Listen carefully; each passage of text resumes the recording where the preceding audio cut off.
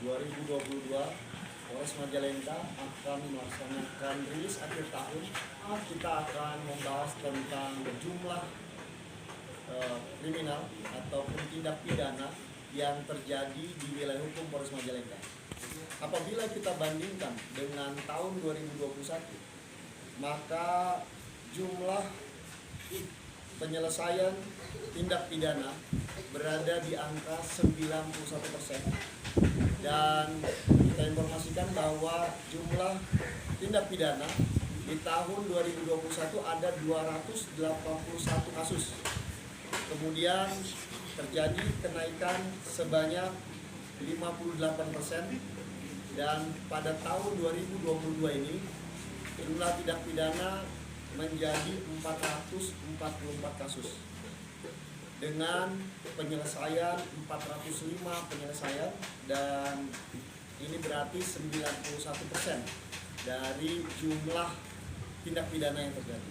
5 tindak pidana yang berada di peringkat atas, yaitu tindak pidana pencurian dengan pemberatan sebanyak 74 kasus. Kemudian curanmor sebanyak 69 kasus, penipuan sebanyak 58 kasus, penganiayaan sebanyak 47 kasus, dan tindak pidana perlindungan anak sebanyak 34 kasus. Dan tindak pidana yang lain itu berada di 36,5%. Adapun highlight tindak pidana yang menjadi sorotan publik ataupun tindak pidana yang menjadi atensi kita, yaitu adalah penegakan terhadap geng motor. Kita melaksanakan penindakan terhadap 8 kejadian geng motor, di mana kita mengamankan 34 orang pelaku geng motor.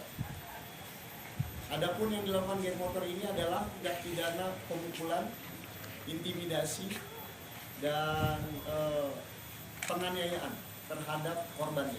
Kita juga melakukan penegakan hukum terhadap beberapa pelajar di Kabupaten Majalengka yang melakukan kenakalan remaja. Ada 10 kasus yang kita laksanakan penindakan, 67 orang pelajar kita laksanakan mengamankan pelajar. Namun dari pelajar-pelajar ini tidak kita lakukan penahanan. Para pelajar yang terlibat tindak pidana kita laksanakan pembinaan di pesantren bekerjasama dengan Nahdlatul